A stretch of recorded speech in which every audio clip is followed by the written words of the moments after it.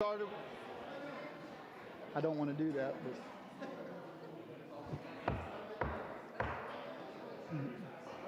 now my hand's going to be broke. If we can quiet down in the back, we can get started with the meeting, please. Thank you. If you would please stand for the Pledge of Allegiance and the prayer. Actually, the prayer first. Let's bow our heads. God, we thank you for this day, and we thank you for this hour. We thank you that you brought us together to do the business of the city of Lynn Haven. We pray, God, now over the residents of the city of Lynn Haven, over this commission, over everyone that has attended today. We pray that you allow us to do the business of the city decent and in order. And God, that you get the glory out of everything that we say and do. We thank you for a beautiful day. We thank you for health. And God, we thank you that you're so very good to us. In the mighty name of Jesus, we pray. Amen. Amen. I pledge allegiance to the flag of the United States of America and to the republic for which it stands, one nation, under God, indivisible, with liberty and justice for all.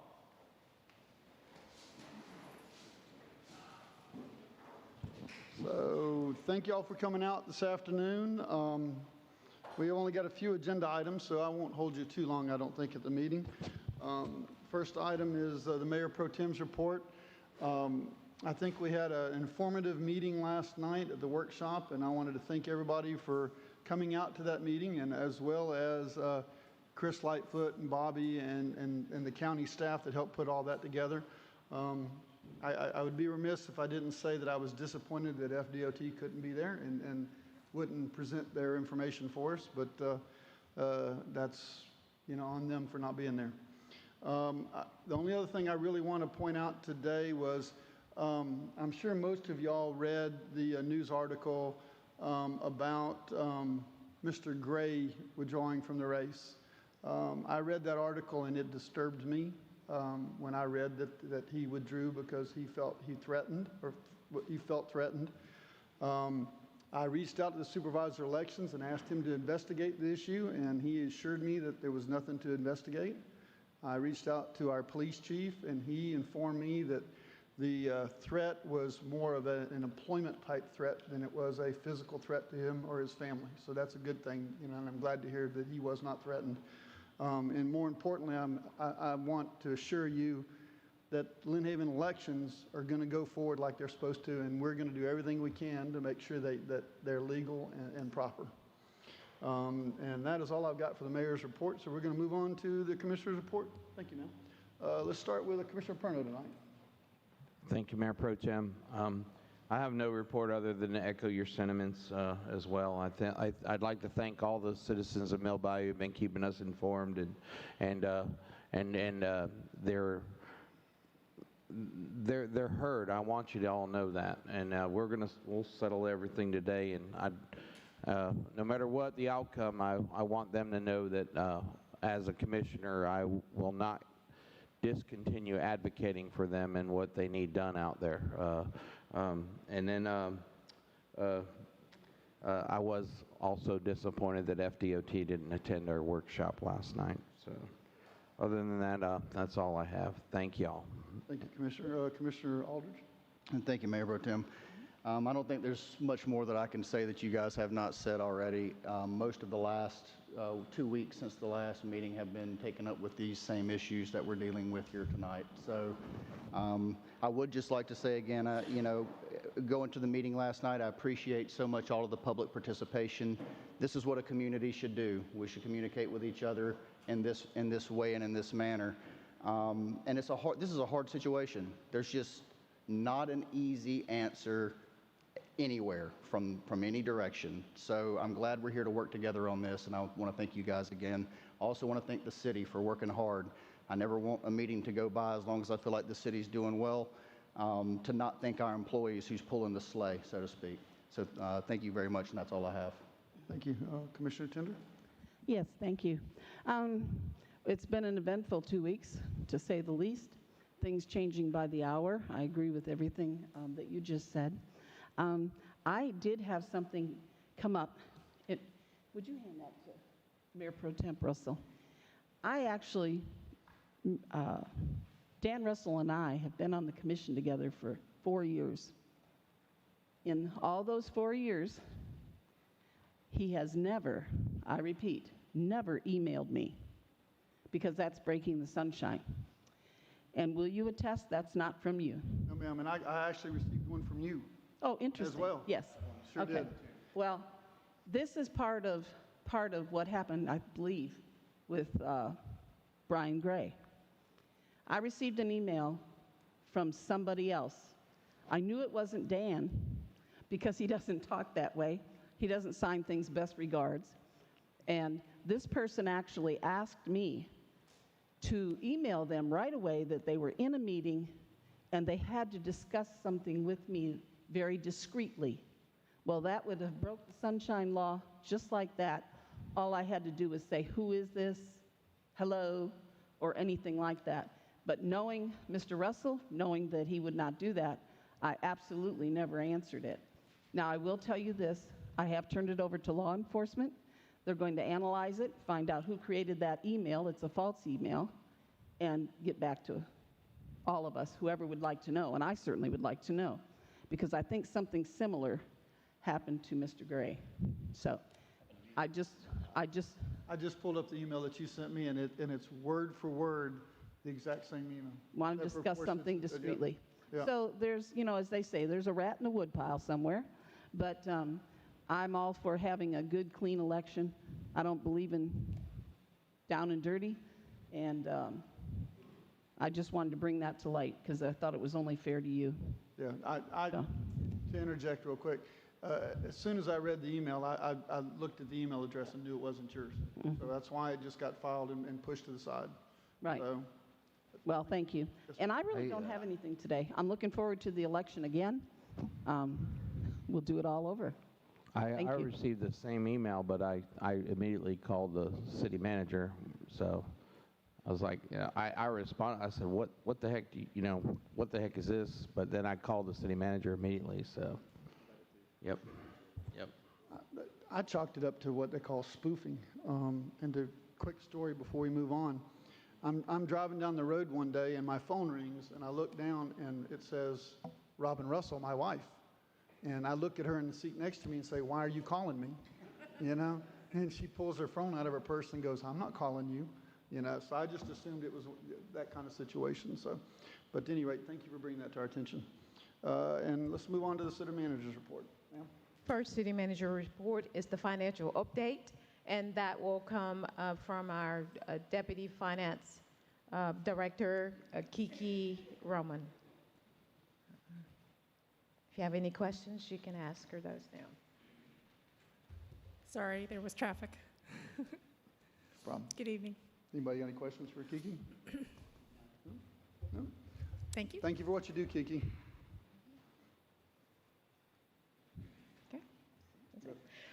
We're also working on the mid-year budget. We hope to have that before you in the second meeting in May.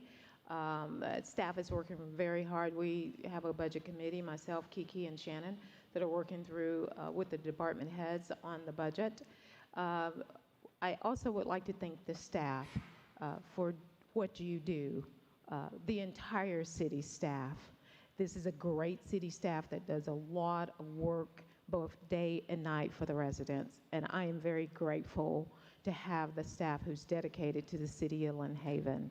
And lastly, thanking the county for again coming out and giving us some vital information as well in last night's workshop. And but we'll see how things go. That's my report. Thank you, ma'am. Mr. Obos? I will have some comments, but they'll be more directed towards the public hearing, so I'll just reserve them for that time when we open the hearing. Thank you, sir. And moving on to item number 7, public commentary. Does anybody have anything they'd like to address the commission with this evening? Oh, I see a hand in the back. Yes, sir, Mr. Jenke.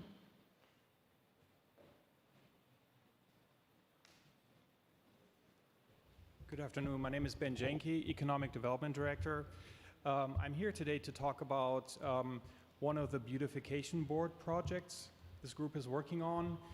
They have been working, the chairman actually asked me to approach the city commission here today The project they're working on right now is the Pocket Park improvements here on 9th and Illinois Avenue.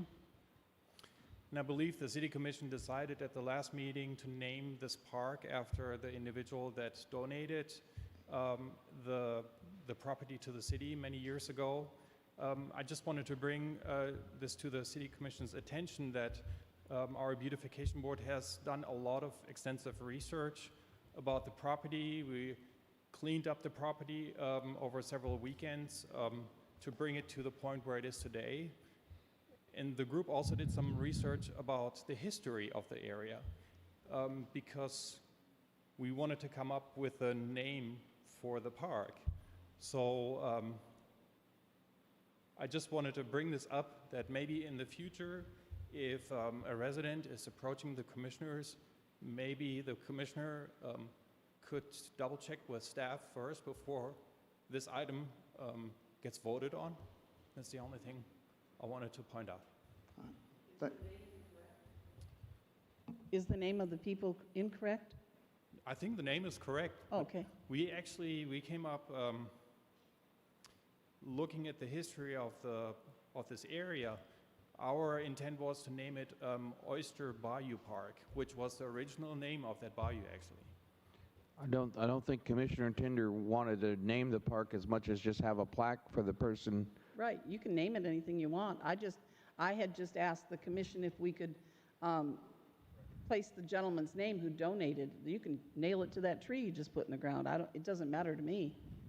I mean, Okay. Yeah, you can call it whatever you want. I just think he should be recognized. I think.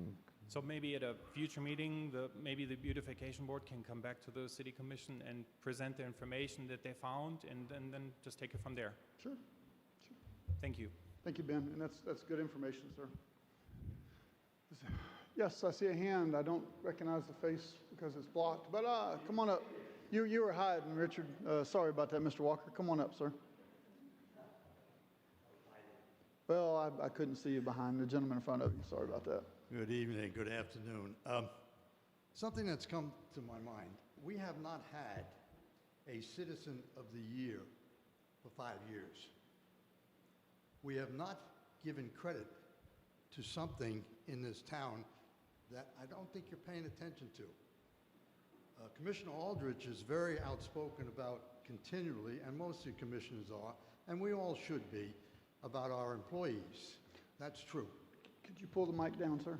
That's true. We're involved with our employees. No demeanor. Our employees are employed. They are paid, all right? We don't take them for granted, and we know that. But you're taking the citizens for granted.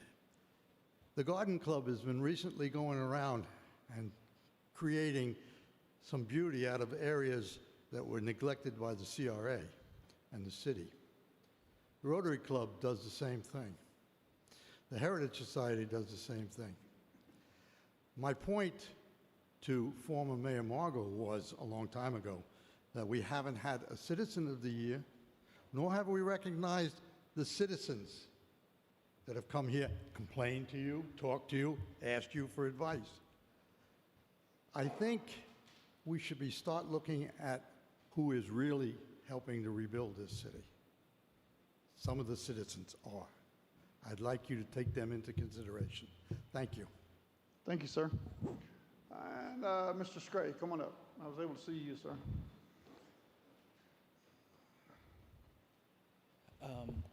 So I wanted to make two quick comments. First one being with the election moving into the runoff phase. However, we've learned that the charter referendum was turned down. So I'd like to ask the commission to consider making some type of motion to kick off some type of citizen-based committee with maybe commission members, whoever's needed, to start looking at a full extensive review. I know there's potentially going to be there will be a new mayor and one new commissioner and potentially a second or still Ms. Tender, but let's not wait a month. Maybe let's look at doing a motion to get something started there so we don't delay. Second thing, I want to applaud Ty Ferris from the Parks and Community Service. He does such an exceptional job explaining what's going on with the parks, how the budget works for parks, how it's different than other things. The money can't be crossed. And his whole team is doing such a great job at, really leveraging the money they have and stretching it as far as they can. And I think the parks of Lynn Haven will become a focal point of the city over the years to come, especially with the new preserve. But even these little pocket parks, putting in trees here and there, I mean, that's just, the tax money's there. We're all paying for it, and I think it's money well spent, even though there's other projects needing to be done. I think parks are important, and that team is just doing a great job. So I wanted to, draw some attention to them. Thank you. Thank you for your comments, and thank you for the positive comments. It's always great to hear positive comments at the commission. Anybody else have anything they'd like to add before we move on? Seeing none, we're going to move on to the consent agenda. So the consent agenda includes item 8, minutes from the 4/13/23 regular commission meeting minutes. Item number 9, residential incentive program application for 1607 Montana Avenue. And item 10, residential incentive program application for 1611 Montana Avenue. And commission have any purview of what they would like to do? Motion to approve. Do we have a motion? Second. We have a motion and a second. Is there any discussion with the commission? Yes, sir. Yes, ma'am. I just wanted to inquire with the city manager about the property on 16, I think it's 1608. It's right next door to that one, next to where they're building, that has all the pods still on it and everything. Have we gotten anything on that? Okay. Not without having that in front of me. Oh, I thought, she's hollered Mike. I'm going, what is that? Okay. All right, thank you. Any other questions? Any questions of the public? Hearing none, city manager, would you please call the roll? Commissioner Aldridge, Yes. Commissioner Perno, Yes. Commissioner Tender, Yes. Mayor Pro Tem Russell. Yes, consent agenda passes. Moving to old business. This is a quasi-judicial hearing, and I'm going to read the item and then we'll move forward with it. Discussion and possible approval of development order application Arbor Landings at Mill Bayou, Highway 390, parcel number 11344-000-005.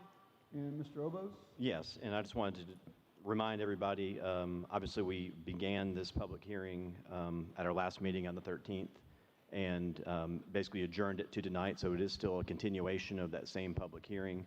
Obviously, I think we are going to swear everybody back in who wants to testify, but at the same time, we still need to restate any any ex parte communications that any of the commissioners have had since that last hearing. Obviously, last night there was a public workshop. You were all in attendance. We just need to let that be known that technically would be an ex parte communication, although it was done in the public and you guys heard things. But you need to be aware to base your decision when it's time to make a decision based on what you heard on the 13th at the public hearing and what you hear at tonight's public hearing.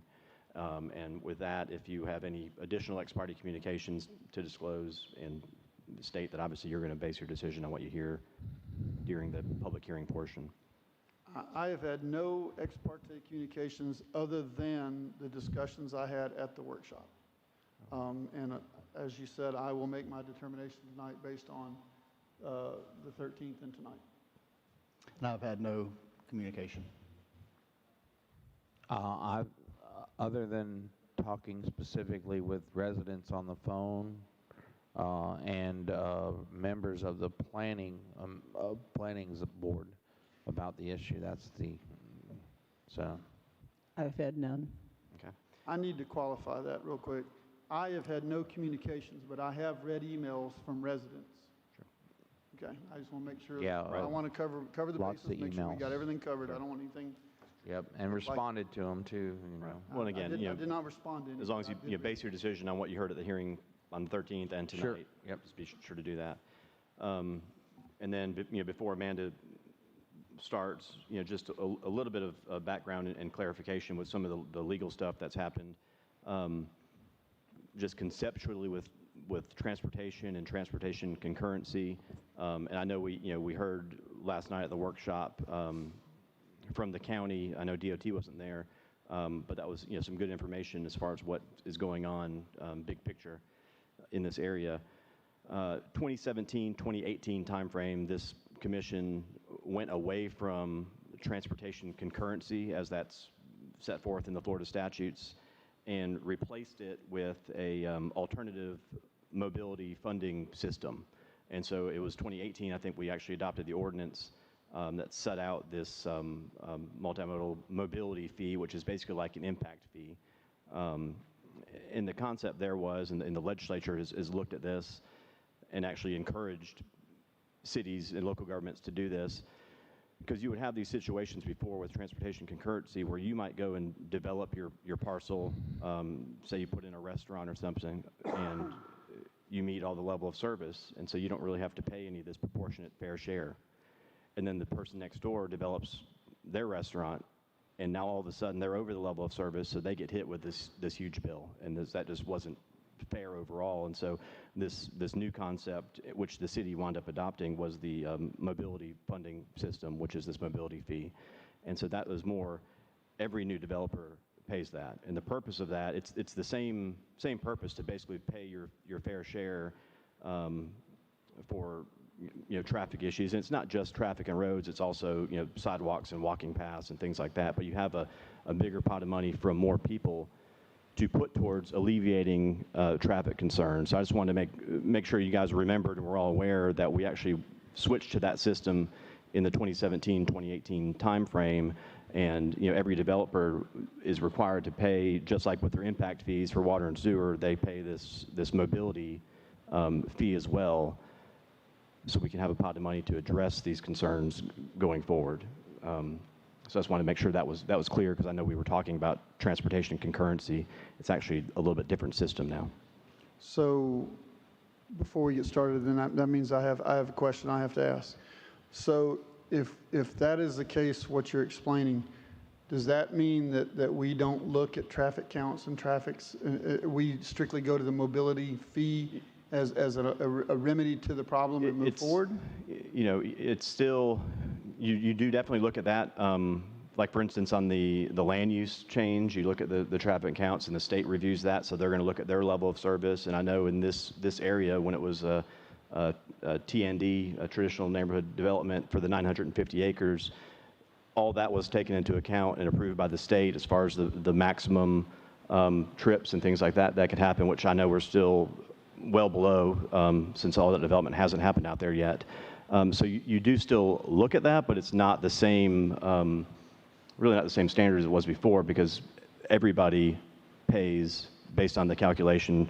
Like I said, it's basically like an impact fee. So it's not, here, you need to build this new turn lane and this new road, and here's what it's going to cost you, and here's your proportionate fair share. It's calculated differently. It's set forth in the ordinance, and every developer pays based on that calculation. Okay. I think I understand. Mm-hmm. Okay. Ms. Richards, go ahead. Please proceed. So this is the continuation of the public hearing that was opened at the commission meeting held on April 13th, 2021.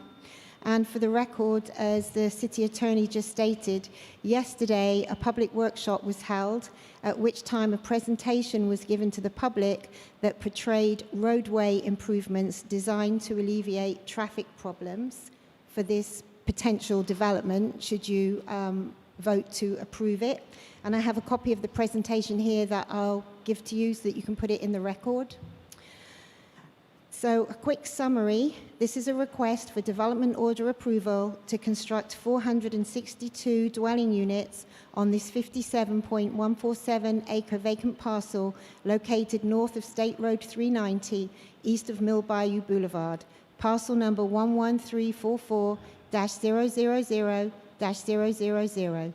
This agenda item was first heard by the City Commission on April 13th, 2021, who voted to adjourn the item pending a meeting between the city manager, FDOT, and the county, and a workshop allowing the citizens to express their concerns prior to bringing it back to the commission. Thank you. Thank you.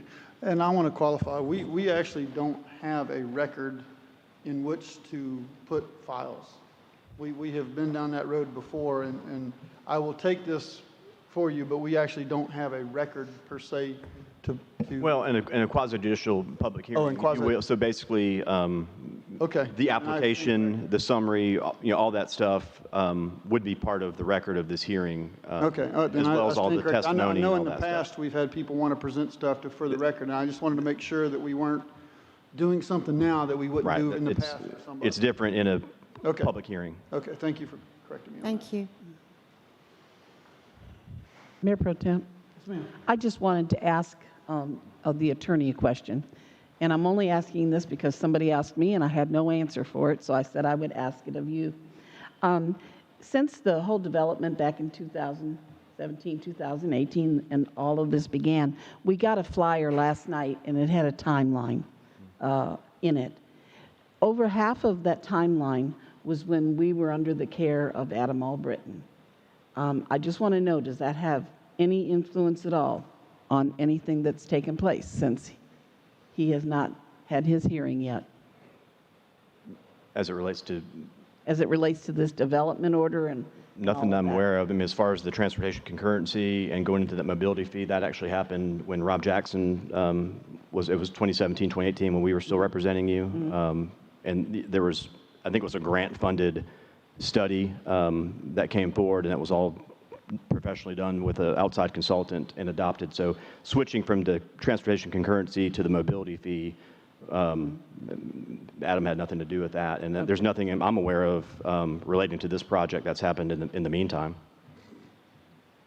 Yeah, I just know that there was, and they brought it to my attention, and there was a lot of, and of course I can't read it, but all the way up to August of last year. Right. And if there was like if nobody else is concerned about it, I well, and just if there was wanna like a ask. land use or zoning change, obviously it would have been a large-scale amendment that would have gotten state review.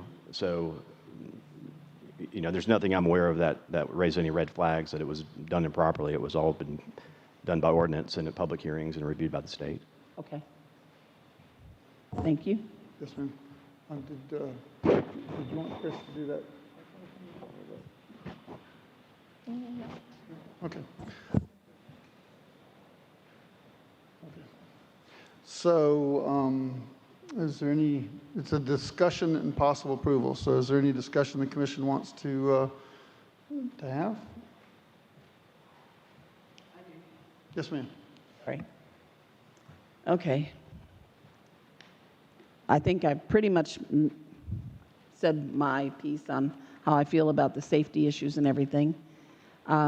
I would like to make a motion, since FDOT wasn't here last night, and since there is such question about, not about mobility, but about the traffic study and the time frame, and I know that we did what the state required from 4 to 6, but just to give them the benefit of the doubt, I'd like to make a motion that we ask for a traffic study to be done from 7 to 9 in the morning, so that we can make an accurate decision, number one, on how dangerous is it going to be from 7 to 9 in the morning. And not only that, but let DOT, have accurate information to make their judgment call on. Because right now, they're going on 4 to 6 p.m. That would be my motion. Okay, since there's a motion on the floor, there's no discussion without a second. So the motion either dies or... Motion to approve, is it a, Could you restate the motion, Ms. Fender? Okay, yes, my motion is to ask for a traffic study for DOT, since they were not at the meeting yesterday, and they are working off of information with a traffic study from 4 to 6. I would like to see a traffic study done for their benefit as well from 7 to 9 in the morning. That's my motion. So decisions can be made on accurate information. So there's a motion on the floor.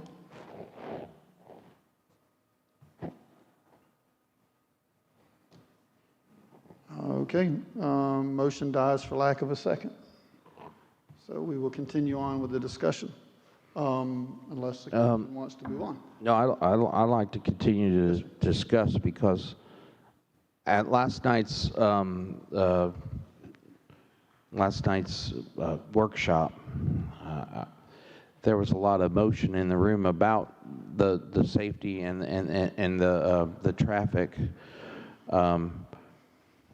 but we have to we have to be consistent when we do a development order. We've always done development order a certain way, you know.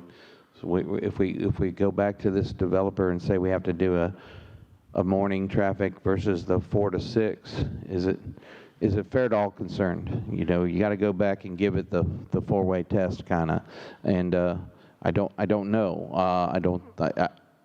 It's a tough thing to figure on, and also if we do a traffic study with DOT, that I'm afraid that they'll do it in June. You do it in June, and you know. I would certainly not think that they would try that. You That don't know. doesn't even make sense. You don't know when they get around to doing stuff like that. Well, if they do it in June, then we'll ask them to come back next August, and we'll vote on this again when school's back in session. My question would be this, and I'm going to play the devil's advocate for a minute. If I lived in that subdivision, I wouldn't want an apartment complex. I mean, that's why I choose to where I live, because it's not that I don't want to live next to an apartment complex. I don't want somebody looking in my backyard and seeing what I'm doing, you know, and I get that completely. But the question is, what trumps the right of the property owner to develop his property, or the right of the property owner beside him that owns the property? Please, if you know, when we get to Polk Contra, I'll let you come up and talk, sir.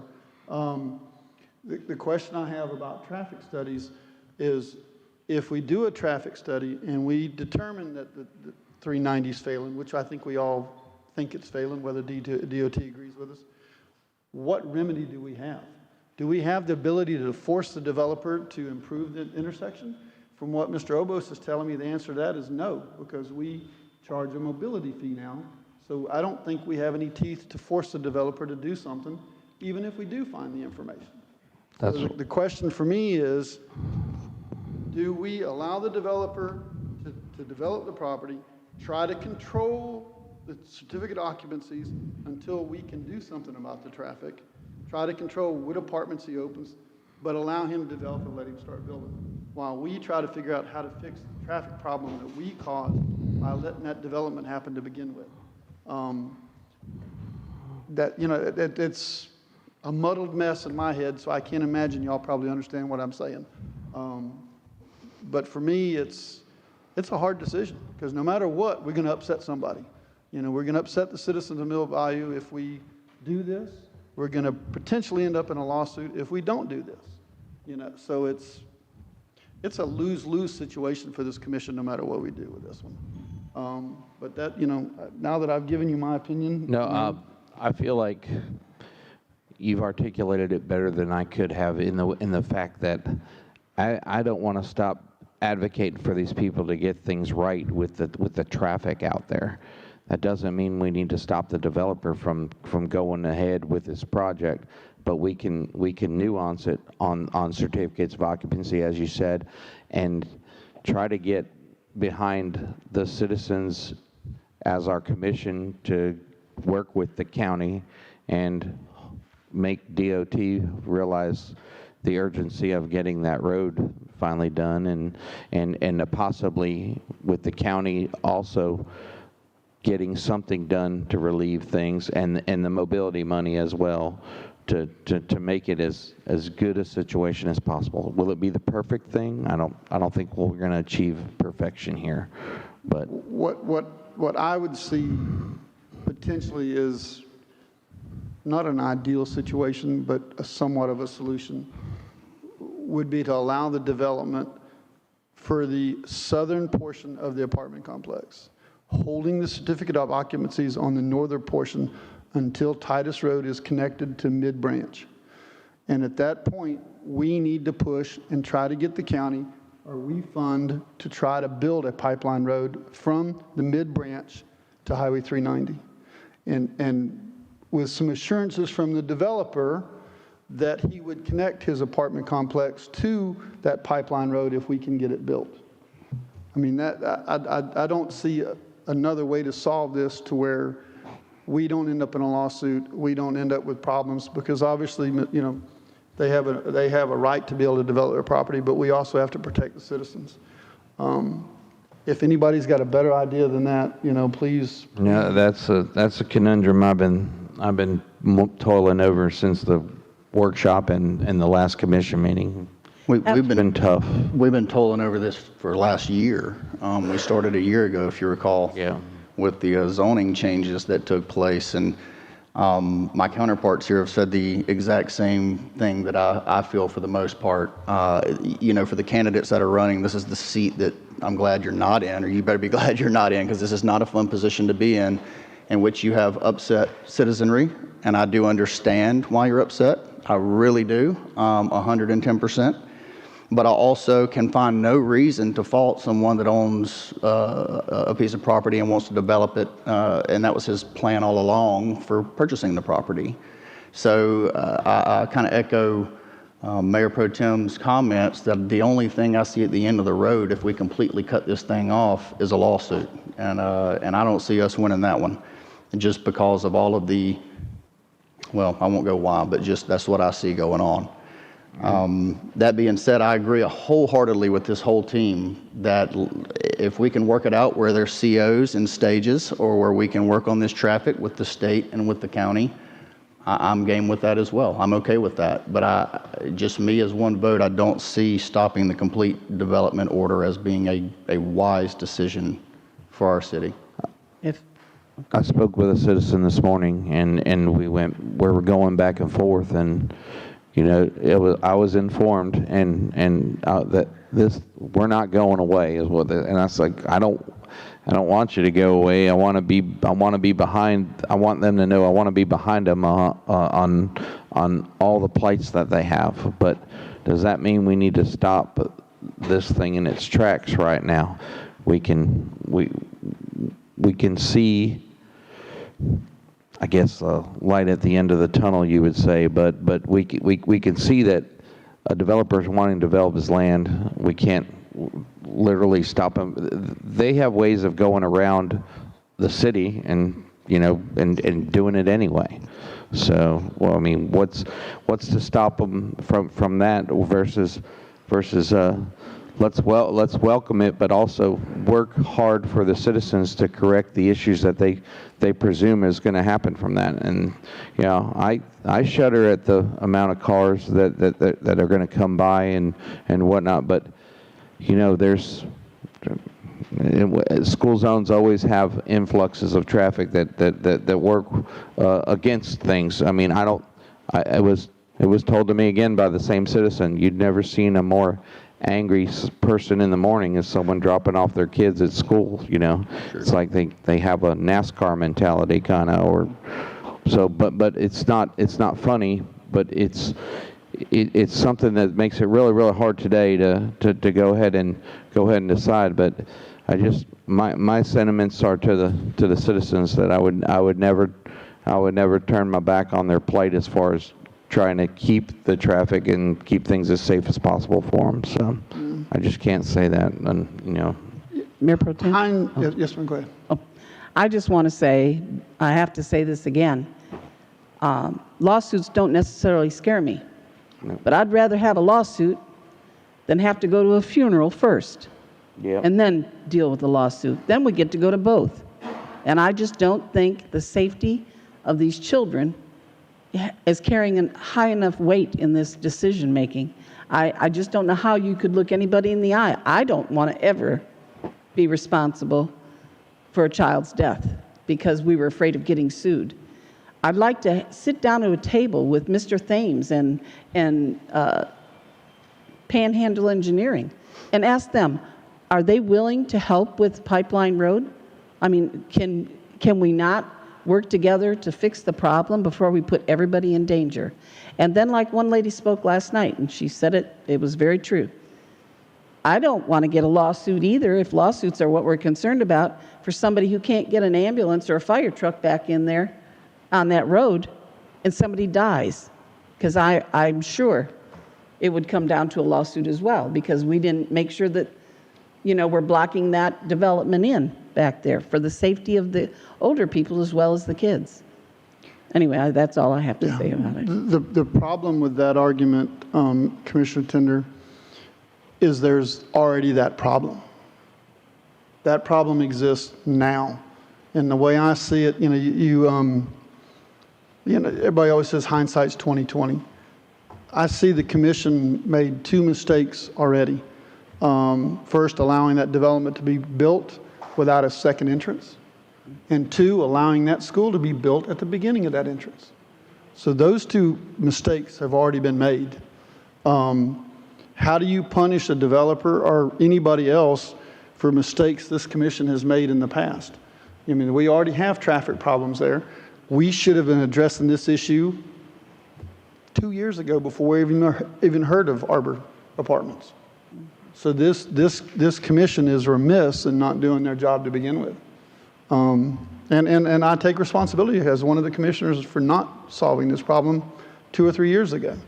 I don't have a kid that goes to North Bay Haven, but I dealt with a kid going to Mosley, and if you've been to Mosley at 8 o'clock in the morning, it's a madhouse. Probably worse because you've got all the kids driving as well as parents trying to drop off. Mowat's the same way. When my kids went to Mowat, it was a madhouse at Mowat when I took my kids there. I mean, that's schools in general. So in the future, we've got to take, y'all, have got to take that into consideration when you allow a school or any other municipality or any other building or something like that. You've got to look at all of this. But at the end of the day, do you punish somebody or a developer or anybody else for the situation that the property is in at the moment? That's a hard decision, and I'm not about to tell y'all how to vote or what y'all are going to do. Y'all are going to make the motion in a second, and I'm going to vote with whatever y'all decide, or I'm going to make my vote based on whatever y'all's motions are if you do. So that's basically all I've got to say about the matter. No, I agree with you to some extent on that, and the fact that it's fearful to me that we do want to grow. We're one of the areas that are primed to grow because we have the area to do it, the space to do it. And are we setting a precedent as well for future developers that's going to say, you know what, I'm not even going to go through this hassle. I'm not even going to jump through these hoops and go through a year process and then another year process. And before long, we're blackballed, and there's nothing but 390, and there's no growth here. Not saying that'll happen, just like not saying a kid will get hit. I'm just saying it's possible that could happen. And I wouldn't want that to happen either. I mean, there's not a win-win here. I think we all agree. It's not me throwing a tomato or you throwing a tomato. This is a hard situation. And one of the things that makes it difficult as well is all of the entities involved: school district, county, state, city. And we're all coordinating on utilities and whose road is it and whose property is it and what is this. And getting all those to work together is, you know how it is. It's not very easy when it's government, especially the higher you go. So when you try to get the state to participate, like Mayor Pro Tem said, they're liable to take it or leave it because they're kind of shielded from us over there in Tallahassee. But go ahead. I see you got some say. No, that's okay. I'm just listening to you. Yeah, but that's all I have. I know we talked at the workshop last night about the feasibility of the pipeline road on the backside. Mm-hmm. I thought, I know I got a call from Mr. Lightfoot. Is this a good time to bring him up and talk about that? Or yes, he can come up and talk about the pipeline road. I want to give the citizens as much yes. information. And while he's coming up, just want to know, ask Kevin, can we phase this? Right. So I was going to, depending on what the motion was made, I was going to let I'll throw another wrinkle in here. Under that statute that says, basically if we have this alternative mobility system, which we do, and the developer pays, the city is not supposed to require phasing or timing. This is one development order application for that whole project. So if that developer pays their mobility fee under the statute, we can't require them to phase it or time it. Now they can agree. Certainly they can agree to that, but we can't impose that on them or you can, but there's a statute that says that may not be enforceable. So, if the timing works out and the phasing actually works out and that's part of their plans anyway, certainly they can agree to it, but that can't just be something we impose on them, at least pursuant to the statute. We cannot caveat that on a motion. Again, you can, but there's a statute that says we cannot require timing or phasing, so that could be subject to a challenge. And again, if the developer, if that suits their plans anyway and agrees to it, we'd want them to commit to that. But otherwise, if we said, look, we're gonna make you do phase 1 and phase 2, that would violate the statute and could subject us to a challenge. I'm not saying you couldn't make a Meaning motion. it's not to pass. enforceable. It would be subject to a challenge, but they could certainly agree to it. Thank you. Mr. Lightfoot? So one of the concerns last night was, why did the county not use Pipeline Road, or why did the developer not use Pipeline Road? One of the major reasons there, as they mentioned last night, was a 54-inch water main that's in the way. Some of the residents brought up, why not putting it on the right-of-way? There's also a 48-inch line and a 36-inch water line in the same area. And this section of Pipeline Road is not a right-of-way, it's a utility easement only. So there is no legal way that the county can build a road through there without eminent domain.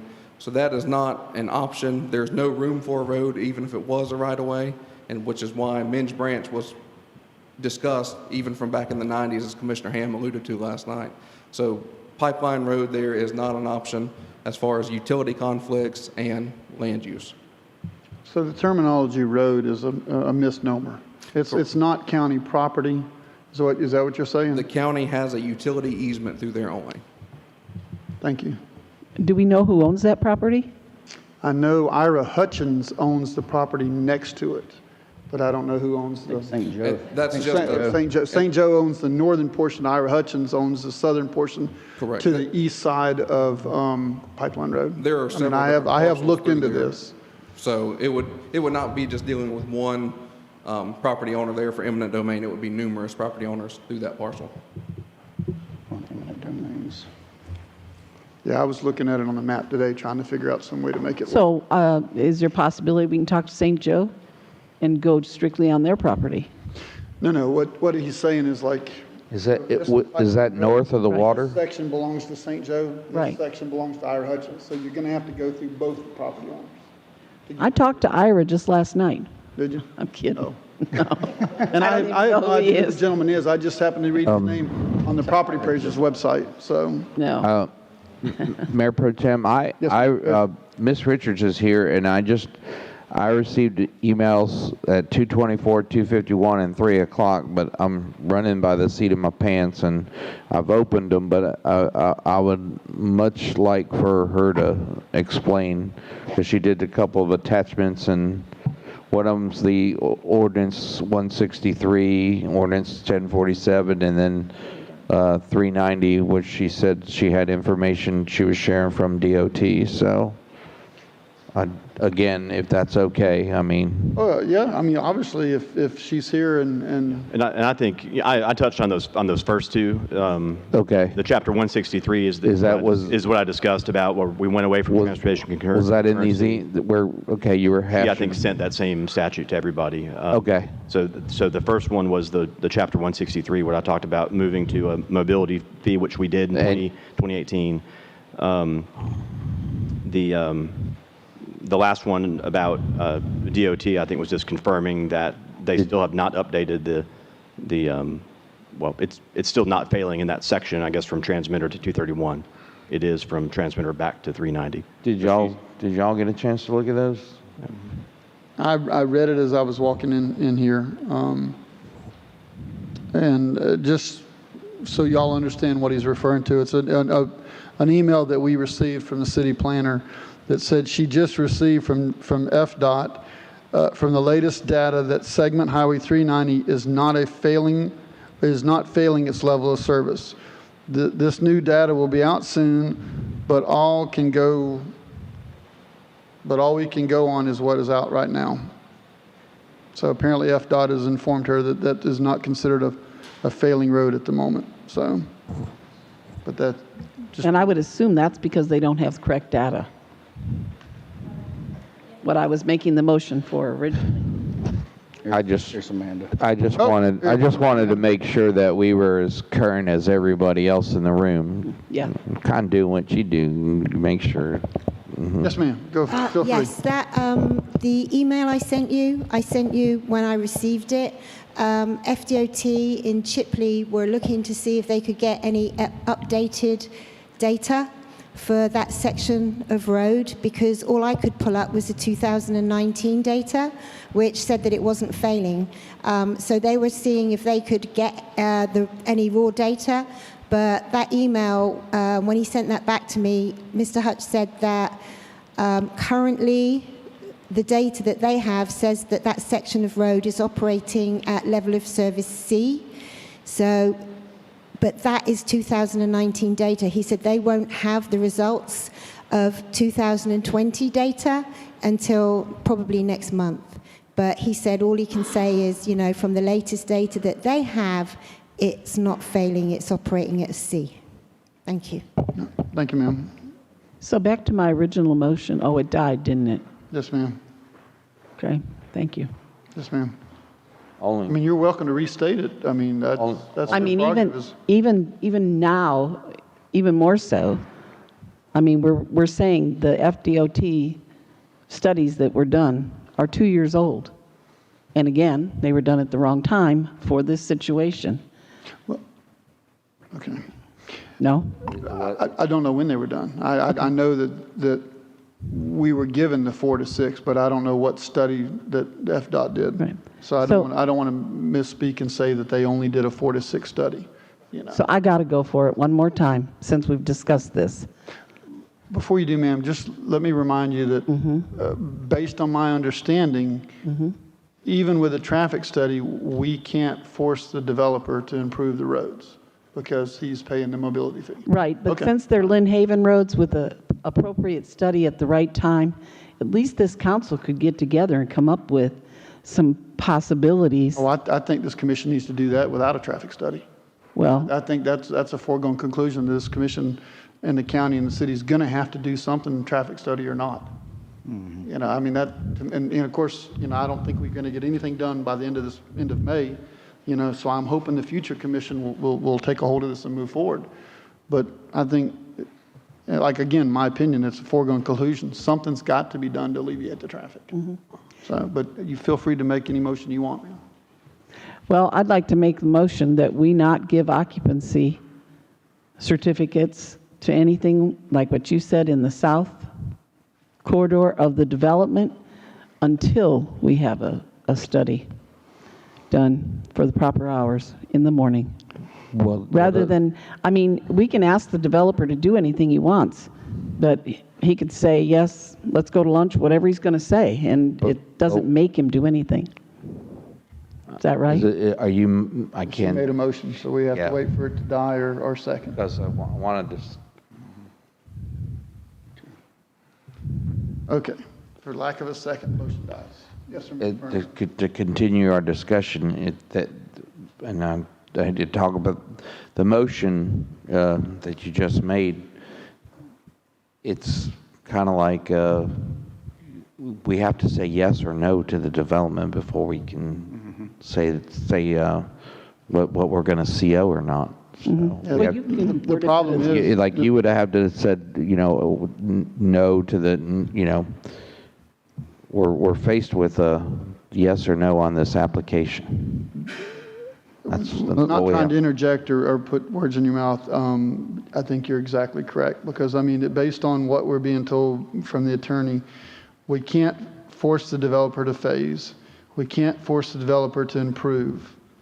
So then it comes down to it's a yes or no. I mean, am I incorrect in understanding Right, but basically what we're you can we're force at? them to pay this Well, they've got substantial to pay the fee. 300, they've got to pay to the get it, mobility right. fee, yes. Right, and that's the purpose of that fee, is to use it to improve and alleviate the traffic, so. And we could say yes, but it's up to them on the but. And let me ask as well, for maybe the developer, if we issued the development order, what kind of time frame are we actually looking at, maybe in reality, before there's a CO actually even needed to be issued? Well, you'd likely see one almost all of them on the front, I say the front, the side on 390, excuse me, I'm Gordon Tems. Yeah, I'm going to swear you in. Okay, That's what you're going to get this truth or truth. yes, sir. Gordon Tems, 215 Rose Hill Lane, Tallahassee, Florida. I think your question was the COs, I call it the front, I guess the south, the part that's adjacent to 390. Yeah, let's call south of Midge and north of Midge. I think it's going to be the easiest, right? Okay, Yeah. yes. So south of Midge is the, So the part we're starting on there would go first, and it would likely be completed within a year or less. And then as far as the back part, you know, we need some predictability, but it's in our interest as well to have the new road come in. I mean, we have a back entrance that connects to it. So but basically it's being phased anyway. I mean, Well, because. yes, there's an order of construction. Right, that's my Yes, point, and yes.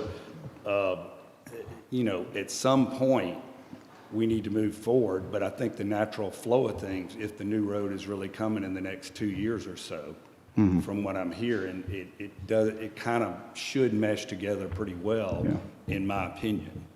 But that gives us, my point in bringing this up is this gives us some time also to work on solutions. I mean, even if we, approve the DO today, it's not like they got guys with shovels out here squealing out with tires to go down there and break ground.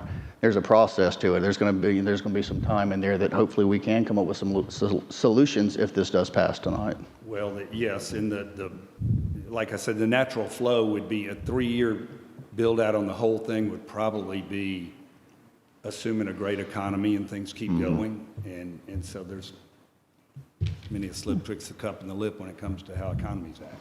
Right. I want to make a comment, and then I want to ask you a question. I'm fixing to put you on the spot. We were told last night that the only thing that's holding up Midge Branch from starting is the FDEP permit, Florida Department of Environmental Protection permit. FDEP. Yep. So would you consider making an agreement with the city not to ask for any COs in that northern portion for 2 years? For 2 years. I Yes, mean, sir. Yes, sir. would that be I what- would make that deal with y'all and you know, because it gives us predictability on time. I realize, you know, there's a lot of issues here that, with, like you said, a lot of people, entities, things involved, but on the back phase, to not get our first CO for 2 years on that would work. On the north side. I mean, Yeah, on the north side. We're a long time, you know, I'll reiterate, after Hurricane Michael, we spent over $90 million rebuilding homes in this city. We've been here 30 years. We've reapplied all that insurance money, and so we have a long-term interest in Lynn Haven. We're not a fly-by-night developer. We don't want to see a bad traffic situation any more than anyone else. So, yes, I would work with the city on that. That's all I have. Thank you. Thank you, sir. I have one question for you, Mr. Tems. Yes, ma'am. I'm going to word this very delicately. If you should not be able to finish the project for any reason, do you have a backup plan, or do you have a partner, or do you have somebody that would continue that work? Or what would I don't happen want this to to it? sound braggadocious, but we have adequate resources to get the job done, Okay, even if you personally couldn't fulfill it? even without a bank. Okay. Thank you. Yes, ma'am. Well, that being said, this is a hard situation, but we just heard the developer willing to compromise. I'm going to make the motion to approve the development order. Well, no, for us to have public comment, we need to have a motion and a second, and then I promise you, we'll have public commentary for this. Every vote called up here. But that's the way the commission meetings work, ma'am. Okay, so there's a motion on the floor. And I want to hear from the public. I'll second the motion for discussion. Before we go to public commentary, I would like the commissioner to consider to amend his motion to stipulate that the north portion, that there will be an agreement drawn up between the developer and the city that they will not request a CO for the northern portion. And I know you said we can't force it, but if he's agreeing to it, then I would think that would become an agreement it's- between the city and the developer. It comes out of this hearing, and I thought that's what we were, Well, the motion wasn't made, the motion was made to approve the development. So I'm asking for an amended motion Yes, to include that portion. I'll amend, I'm sorry, I messed that up, I guess I botched it. I will amend the motion then. We'll amend the motion to approve the development order with the understanding that the developer has agreed to not start the northern portion. No, not start. He won't ask for COs. Yes, not apply for the CO for at least 2 years if we approve the development order. Okay, thank you for the motion. Yes. Is there a second? Oh, that's right, I'm sorry, you amended his first motion. Will you amend your second? I will amend the second motion if I could ask the commissioner to also include the caveat that we'll work diligently with the citizens to force DOT, or not force, but present DOT and the county to urgently, and the mobility money, of course, to urgently address any traffic concerns and safety. I'll amend that if we have the verbiage there. I'll amend my motion to that. So we have a motion and a second, and just for the record, did everybody get that motion correct? I think it's pretty much what the staff recommendation All right, was. so is there any discussion with the commission before I open up to the public? Nope. So, yes, Mr. Scray, you got your hand up first, sir. Please come up. Yes, sir. Sounds like it's a little bit too late for this, but the last No, commission the meeting vote's we not had- been called, The so- last commission meeting we had, I asked, I forget his name. Please, the gentleman please, there. please make sure Sorry, you I was address- just pointing out so you know who I was talking to. Okay, thank you. About footbridges to access North Bayhaven from the development, and also perhaps even to look into getting over 390. We have them over by Mowat. They seem to be used pretty well, keeping people out of traffic, because there's no crosswalks there. I think there might be one. But is that, with the impact fee, is that something maybe we can look at, developer covering a little bit, the impact fee covering a little bit, to get footbridges? Let's not wait for somebody to get hit. Let's just do them right off the bat. As soon as the first residents go in there, their kids, if they happen to be accepted into the North Bayhaven Lottery, could just walk across the footbridge to get to school. Yeah, and that's the beauty of that multi-mobility Right, fee it we can be switched used to. for It's that. not just roads, sidewalks, walking paths, but things like that. And you have a pot of money where you're not just having to use Right. this, say it's $300,000. You don't just have to use that. You can. How much will our mobility fee be for? I think This heard project. around I think I remember Ms. Richards saying it was a little over $300,000. a little over 300,000 For the total project? for just this development, just this development order. How much did that little bridge, just curiosity, do y'all remember what was the cost of that bridge? We just, At Publix, yeah. it was less than. It's like Mr. 40,000 or Less something? than 50,000, right, Chris? yeah, I think it's around 40. The pedestrian bridge that we built over the ditch there at Publix. Yes, the timber bridge there, the commission approved, I think, 50,000 for us to use. The bridge quotes before lumber prices went crazy were around 30 grand, and once we get the official quote, we'll know for sure, but yes, less than 50 grand.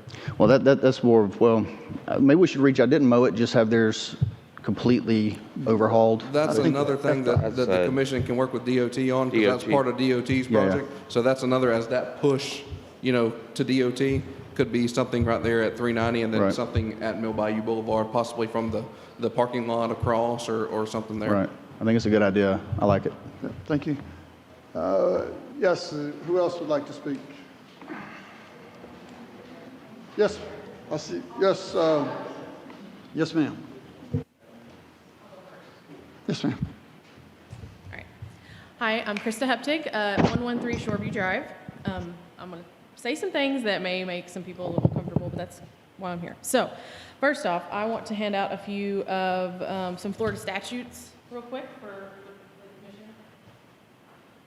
Florida statute and Attorney General's right up the bottom. Oh, sorry. Okay.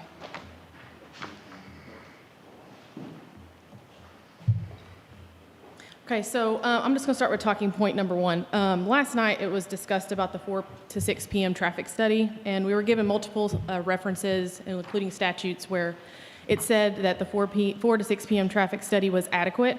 I did not find any said verbiage. It just said peak hours. And according to the the Unified Code, it states that proportionate fair share is determined by peak hour maximum service volume. And according to the city's traffic count, it says the AM traffic is the highest on Mill Bayou Boulevard. Therefore, peak hour, it should be AM and not 4 to 6 p.m. Therefore, that would affect the available capacity of the roadway, which is a part of the equation on determining how much the developer pays to the city. The references given did not indicate a 4 to 6 p.m. traffic study, but were only stated to use peak hour times. Quite frankly, a verbal statement was given that this is what we were told won't suffice, and quite frankly, probably won't hold up in a court of law. Therefore, unless an adequate legal binding source can be provided, the numbers provided for this development order makes it invalid. On to my second point. The city's comprehensive plan was not considered during the planning phase of this development. Florida Statutes Chapter 163, Section 3194 states, a comprehensive plan or element portion thereof has been adopted in conformity with this act, and all development undertaken by and all actions taken in regard to development orders by governmental agencies in regard to land covered by such plan or element shall be consistent with such plan or element as adopted. The Florida General, which has a write-up I gave you all, stated the same in regards to the city's approval of a development order that does not comply with their comprehensive plan. Based on the city planner's comments last night, it was only used during the land use changes. This would imply that this was not considered during the planning of this development. Policies in the City of Lynn Haven's comprehensive plan that are in violation, the city shall review all proposed development during the development review process to ensure adequate and safe on-site circulation for all modes of travel, vehicular, bicycle, pedestrians, and all parking locations are consistent with goals of efficient transportation system. In addition to the comprehensive plan policies, all reviews shall include FDOT access management standards, design criteria, standards and requirements to implement this policy and shall be included in the update to the land development regulations. I could go on with the amount of violations in the comprehensive plan, but obviously my time is up. But I just simply want to state this: the comprehensive plan is a legally binding document. The fact that this was not being considered during the planning of this development order should make this invalid. The Unified Code requires the developer to consider peak hour for the proportionate fair share and to ensure that the service thresholds are not exceeded, and this was not done. A thorough review of all requirements should be done before a vote is taken. Each requirement should be shown to be in compliance with legal mandates, otherwise there's no legal grounds to approve this development order. Thank you. Thank you, ma'am. Yes, ma'am. I think I remember your name, Sue Long, right? Yes. Come on up, ma'am. Yes, ma'am.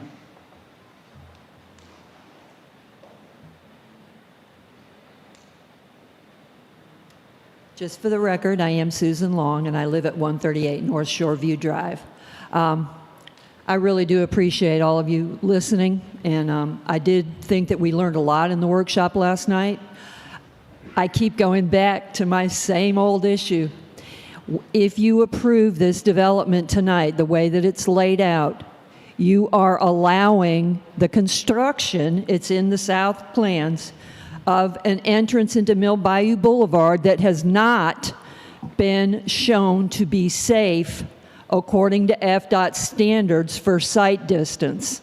I just want to put it in the record again that there's a 30-foot hill on a curve where the plan is to enter traffic to cross 3 lanes to make a left turn for that apartment complex.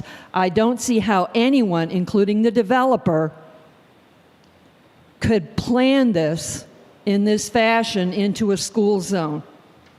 I don't want to be nasty, and I'm not going to be nasty, but it's just irresponsible, completely irresponsible of the developer to come up with this plan. And I do appreciate your efforts to try and fix. I know you're trying to fix the traffic, but I want to tell you, you don't understand the traffic can't be fixed. It's a school zone. The kids are going to come to school unless you close the school. You can't build a road to fix that.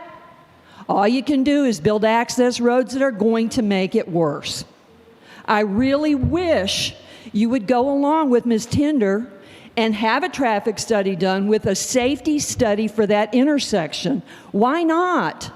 Why are we putting the kids at risk? I'm serious, people. Really? Thank you. Thank you, ma'am.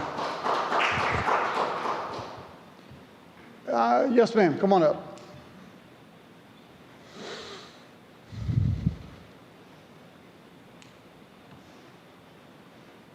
I'll try to speak loudly. Sorry. I'm Ashley Sowell at 110 Sawgrass Way. First thing I want to bring up is y'all talked about the rights of the developer to develop land on his property. We have rights too as residents that live there, and the students have rights as students who go to that school. Nobody's rights should out-trump somebody else's rights. So that's not really a winning argument to me. Also, there's over 600 acres of undeveloped land behind us. So if some other developer comes in and buys that land, do you have to approve that too because he bought the land and he has a right to develop it? So now you've got 600 plus acres that John David probably wants to sell at some point that anybody can develop. So you're setting up a precedent that you can put almost 500 units around a school and you can put all these homes behind there without any regard to safety because they bought the land and they're paying money. That doesn't make sense. Also, I did print out the study done by FTOT on the 390. AN, F, Mill Bayou, Cato Road 390. You can find this online. This is from the 2019 study. Yes, it's a C in the afternoon, but you know, school's closed, so the intersection really isn't a big deal. Also, I printed out the city code, and it said that principal arterials, which includes 390, should not fall below a level of service of D. And any development that causes the level of service to fall below a D should not be approved before the road is fixed. That is in y'all's city code as well. I also called FDOT today, and they sent me to the Project Development and Environmental Manual for the traffic study requirements. There is no 4 to 6 p.m. It says for school zones, there are 3 peaks. One is midday, one is morning, and one is when school or evening when people drive home. And they recommend a 72-hour period for traffic counts. And 72 hours is a period preferred over single day to avoid poor data, faulty data due to equipment failures, human errors, and traffic incidents. And also they recommend the days of Tuesday, Wednesday, and Thursday. This is in the latest manual for development. I printed these out for you guys. You can pull all this up online. It is a 1,200-page document. It's fun to read. So I'm just going to close with no one's rights out-trumps anybody else's right. And just because you have money and you bought land doesn't mean it's right to develop the land when it puts safety at risk. I could care less about the traffic. If there wasn't a school there, I probably wouldn't care. But there is.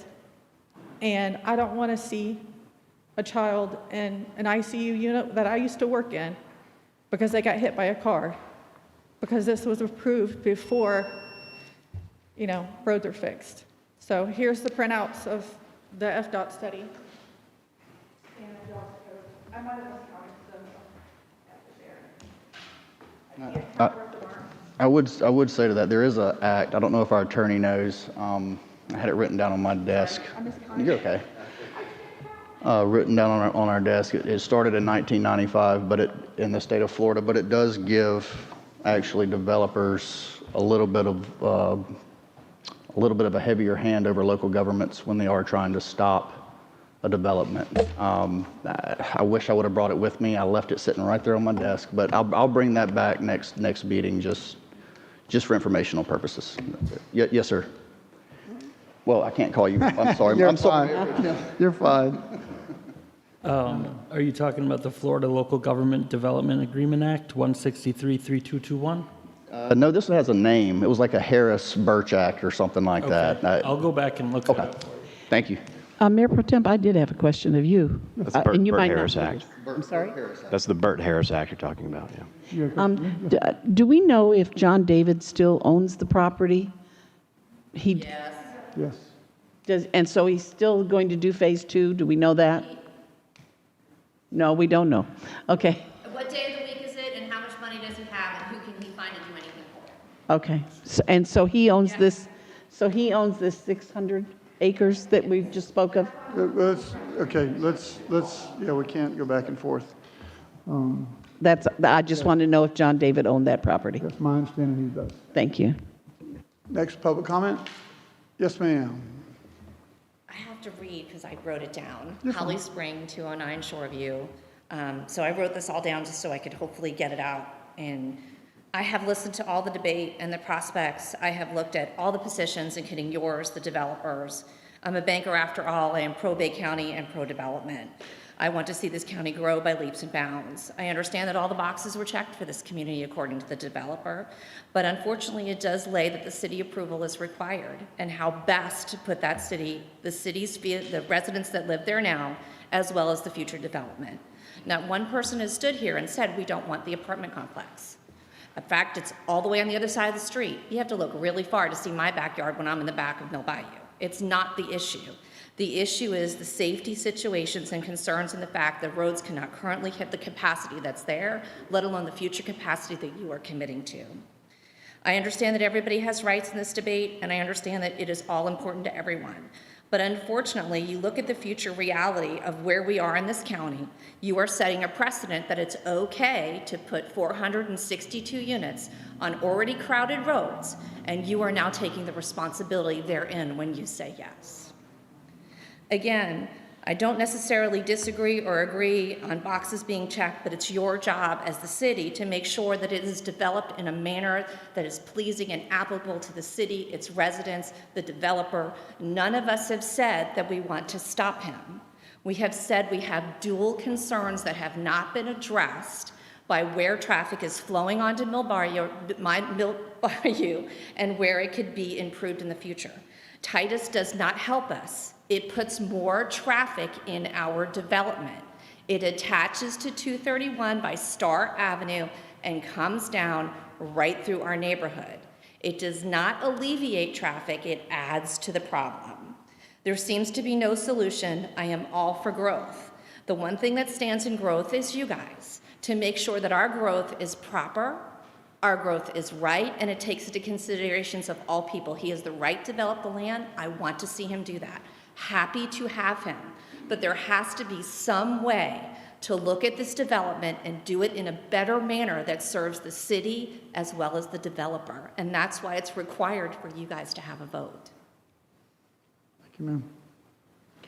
Yes, anybody else have public comment? Yes, ma'am.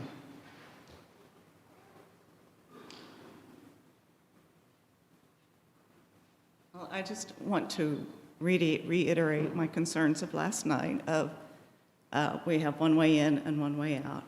And, oh, I'm sorry, I'm Noreen Lozano, 119 South Shoreview Drive. Oh, yeah, hold on just a second. Do you need the people that have talked to stand up and swear themselves in? Yeah, and I know some of them you actually testified at the last hearing, so you're still under oath. But yeah, anybody who did not or did, if you'll swear that the testimony you give or gave is the truth, the whole truth, and nothing but the truth. Okay. Thank you. So, therefore, during these high traffic times, or even not during a high traffic time, but if we are surrounded by these mounds of dead wood, the different developers are just allowing around our neighborhood, around the neighborhoods along 390 and back towards the park. Should one of those start on fire, and a wind catches that and starts our neighborhood on fire, we need to know how is emergency services going to get in and help us. If a fireman gets injured fighting a fire back in that neighborhood, can we get an ambulance in there to get him out to the hospital? Can parents get in to get their children away from the fire? I know that you say that this is already there, and so it's not an issue for this, but we're now going to compound it with more bodies and an apartment complex that could also add to that tinder and that fire. So if we approve this, how soon can you get us that fire station and some security in there? how can we force the issue with John David to go ahead and build that road so that we have another exit out of the neighborhood? I mean, there are solutions to this problem. Yes, we want Lynn Haven to develop, but we don't need to see death for that to happen. Thank you, ma'am. Anybody else would like to get? Yes, ma'am.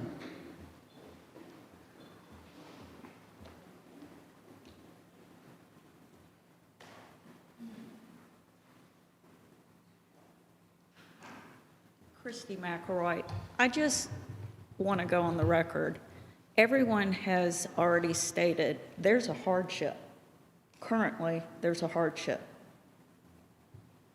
You're compounding a hardship, and you're going to be accountable for that.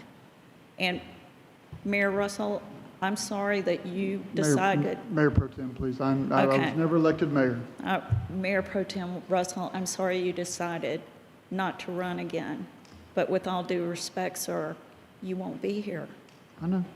And so the fact that you couldn't get DOT to a meeting as important as this, with a development of this size, and according to reports, Mr. Gordon he's a mover and a shaker in Tallahassee. He should have been able to get DOT to the table. And you two gentlemen, I believe you serve on some kind of committee with DOT. That should have been your major drive. And I've been involved in a lot of organizations over the years. And DOT is really good about returning phone calls and showing up to meetings. So this was important. And as far as punishment to the developer, he's got a lot of projects. He's been very successful. Doing this right for your citizens. These aren't just homes. These are homes that people live in. And I think we're losing that. It's not widgets. These are homes that people live in. And you've got a bunch of people out here that have spoken that also live in homes. I think you need to take a moment. And as far as lawsuit goes, I don't think there's a judge around that would not take a moment and say, let's try to find a compromise. And the city, as well as a lot of municipalities, are used to being sued. But it's for the greater good. Thank you, ma'am. Come on up, sir.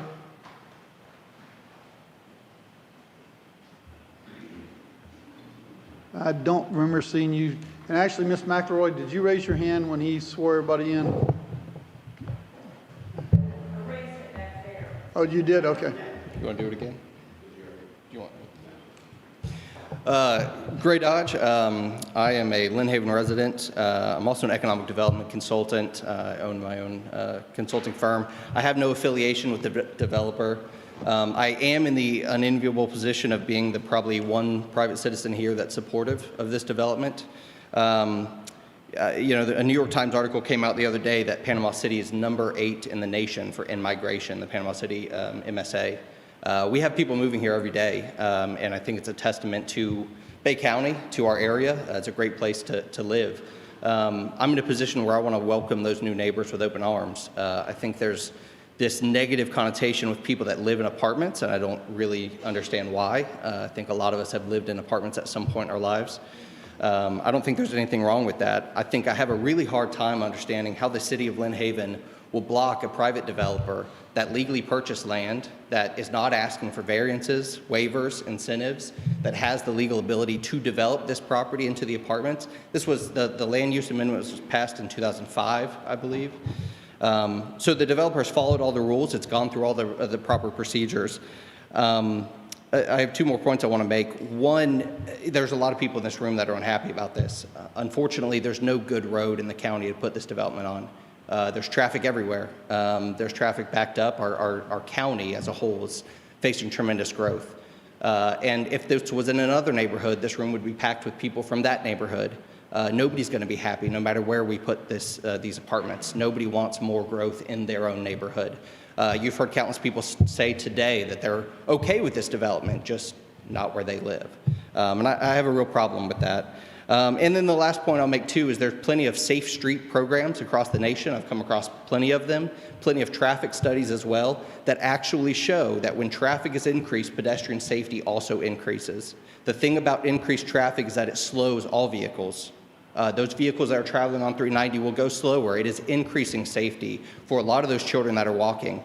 The most dangerous roads in this country are some that aren't busy at all, that are wide open, they're 50 foot wide with no trees, no obstacles on the side, no children playing. People fly down those roads with no adherence to the speed limit at all. A street like this that has increased traffic is actually going to slow those vehicles and improve safety. I also think that moving forward, we need to not just worry about increasing lanes and widening these roadways. We need to look at making sure that our children at North Bay Haven have traffic guards, have crossing guards, have sidewalks going along 390. We need to make sure that there are street trees that are protecting our pedestrians with a buffer from those lanes of traffic. I think there are other ways to do this that are smarter than prohibiting a perfectly legal development from moving forward. Lord knows we need the houses. So that's all I got to say. Thank you. Thank you, sir. Yes, ma'am.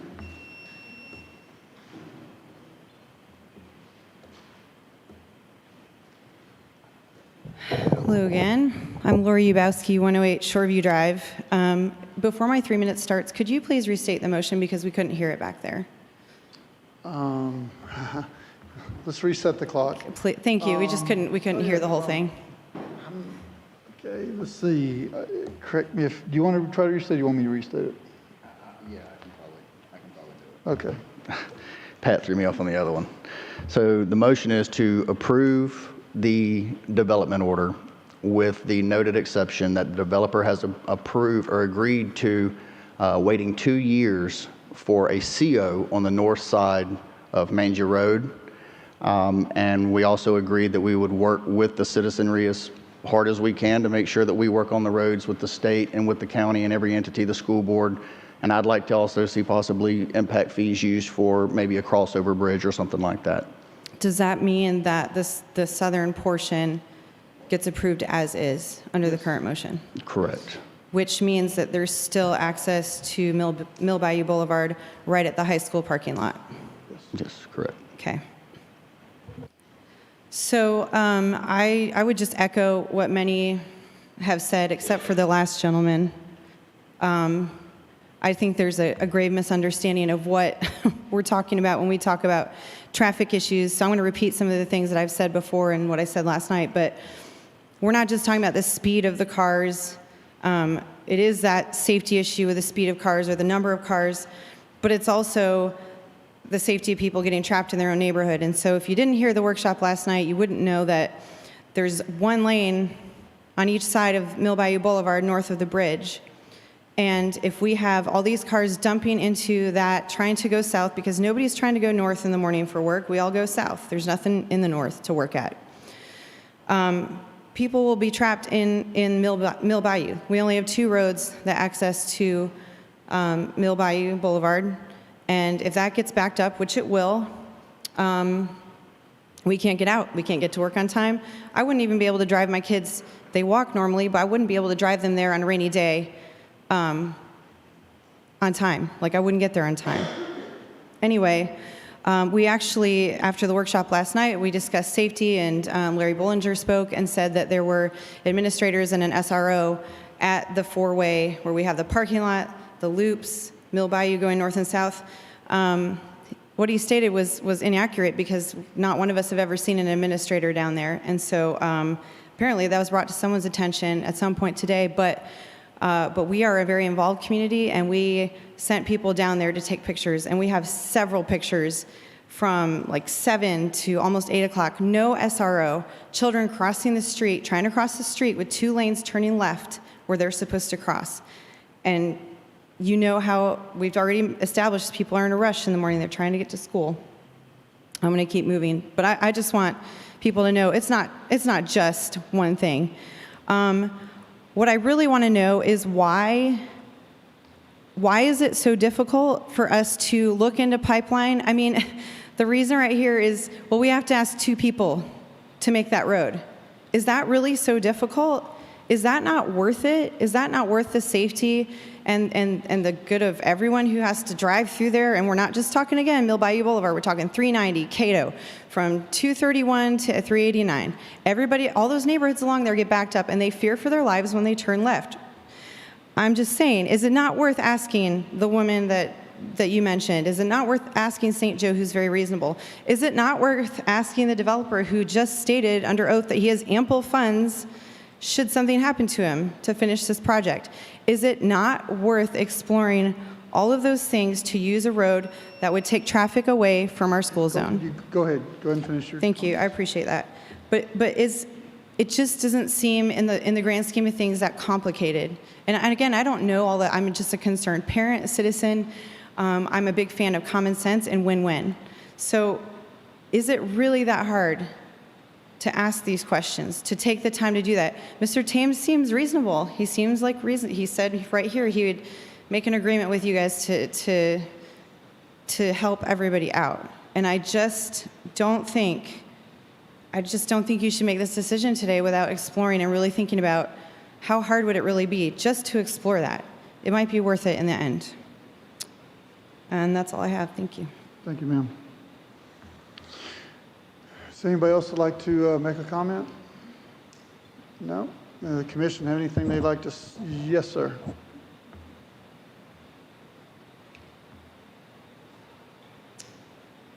Hello, my name is John Joseph from 105 South Shoreview. I was sworn in, and I affirmed that I swore in last time. Again, I'd like to thank you guys for coming out for the workshop. Again, I want to echo what everybody said. Basically, we really learned a lot.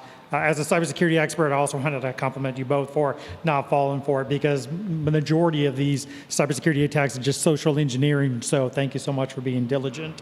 Some of the things that I may have already covered, and a lot of my fellow residents have already covered, I sent you in an email to your official emails. So one of the things that I was looking at is that Nye High Road or whatever, that particular project is being constructed to push traffic from Star Avenue towards 390, so people from Callaway and that new development like Sunset, Villages, I think is what it's called, it's going to have easier access to Lynn Haven.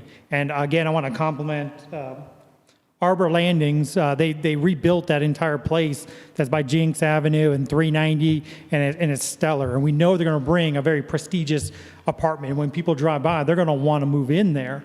The thing is that we don't have to have Nostradamus or look at a bunch of quatrains and things like that to figure out if we don't solve the traffic issue, the folks there at Arbor Landings is going to have problems, just like what we're discussing today. So we don't need to see the future. The news has already went out to Panama City Beach and said, somebody a long time ago thought the traffic was going to be 40,000 vehicles, turned out to be 50,000 vehicles for the AATD or whatever it is. So again, I just want you guys to consider what I sent in the email, and I just want to appreciate the workability with the developer, and I want to thank you all for having that discussion, and please push Florida DOT to come out and work with us. And finally, I think there was they talked about the min, average, and maximum rates. There was also another study for mobility that we're talking about the earlier morning times for work.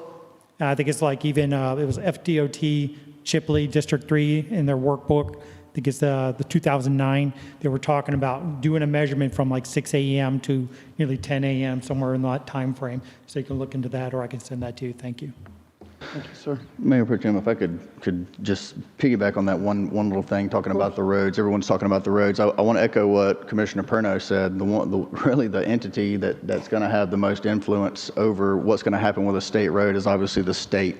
So please come out tomorrow if you can at 3:30 on 11th Street over by the Juvenile Justice Building. And we have that meeting at 3:30. They have a place for the public. But again, you want to move the state, you do have a voice in that as well with these meetings. So the TPO is something that's overlooked a lot by the public, but it is very important and very powerful to fixing our roads and our infrastructure. So please come out. Thank you. Anybody else like to make a comment? Hearing none, there is a motion and a second on the floor, so I'm going to call, well, the commission have anything to say before I call the vote? No? Okay, I'm going to call the vote. City Manager, would you please call the roll? Commissioner Aldridge, Yes. Commissioner Parno, Yes. Commissioner Tender, No. Mayor Pro Tem Russell. This is a hard yes. Motion carries. It was. And I almost don't even want to look up at you, so I do apologize for the situation, but I don't see any other option here. I don't either. Just don't. Moving on to item 12, discussion and possible approval of task order for the design, permitting, surveying, and bidding of the Highway 399 or 390 East Phase 2 FDOT project number 440149-1. And it's all yours, Mr. Kidwell, and I am glad somebody else is talking. Thank you. This is the next phase of the 390 project. As we all know, the forward laning of the project has been postponed. This project adds a 5-foot bike lane to the project, so they are widening the road 5 feet in addition to resurfacing it. Some of the benefits with approving this task order for the engineering design and the bid process, we're going to have some ancillary benefits by proceeding with this project. We'll get rid of some 57-year-old water mains that run east and west down the side of the road. We'll move those inboard a block on each end. When we do that, we get rid of 9 dead-end water mains, and we also increase fire flow for 8 city blocks. So those are just some of the side effects of proceeding with this widening project. We're also going to plan for the future on this. We know if things go well, they will 4-lane this road, hopefully in the near future. We will already have our infrastructure out of the way. Thank you, sir. This is a discussion and possible approval, so I'm going to start the discussion. I want to let everybody know the first thing I did when I got the agenda is I shot the city manager an email and questioned why are we doing this at this point.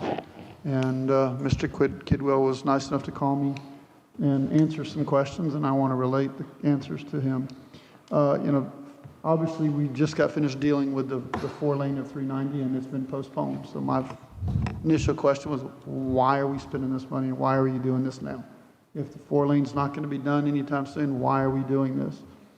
I was not aware that there's bike lanes going in, so we're going to have to move the stuff because the bike lanes are going in relatively soon. They're not being waited for the 4-lane. Correct. So when he told me that, I knew we were going to have to do something with the utilities. Repaving. So then my next question was, if we're doing this, are we doing it to make sure that we don't have to do it again? And he said, no, he is making sure that we widen it so that when FDOT does come in and widen the road, we don't have to move the utilities again. So Right. this is a one-shot thing where we're going to go ahead and get it done so we don't have to do it again. Correct. So And he if- answered my 2 questions, and I just wanted to make sure, in case y'all had those questions too, that They're, you knew what the they're, answers. they're doing a repaving project as well as bike lane, correct? Yeah, but the repaving shouldn't require us to. Well, the water main that was put in along that corridor is right on the edge of pavement. And this is what we call AC pipe. It's asbestos cement. It's fragile. So the concern that we had with this old infrastructure would be the milling process would damage that water main and the service lines that come off of it. So then we would be dealing with a catastrophic failure in a high traffic area. I think by tackling this project now, getting the bid documents done, we would know budget-wise what we're looking at, be able to spread that out over the phased construction of the project. And as long as DOT doesn't go outside of the 4-laning where they've already purchased land, we'll be fine. If they come back with a 6-lane or a flyover or something crazy, we'll have to come back and look at that. But if they stay with their current proposed thoughts, then we'd be fine. And You also, this is from where to where? This is from Indiana? This picks up from Indiana and goes all the way eventually up through 231, which includes the bridge that they're going to add they'll build a new bridge and then move the traffic over and then rebuild the other side.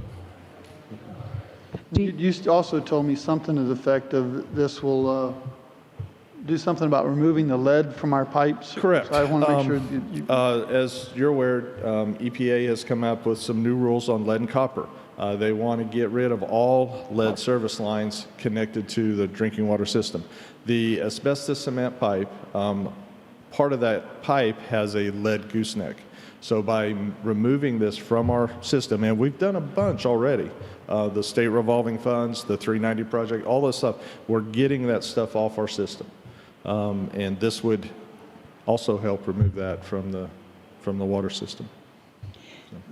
I just wanted to ask, is this part of what you're talking about doing, moving it out and all that, is this in the budget currently? Yes, we have the budget for the design, the bid process, all that we have in this year's budget to do it. And that will give us a number for construction once we have those bid documents back.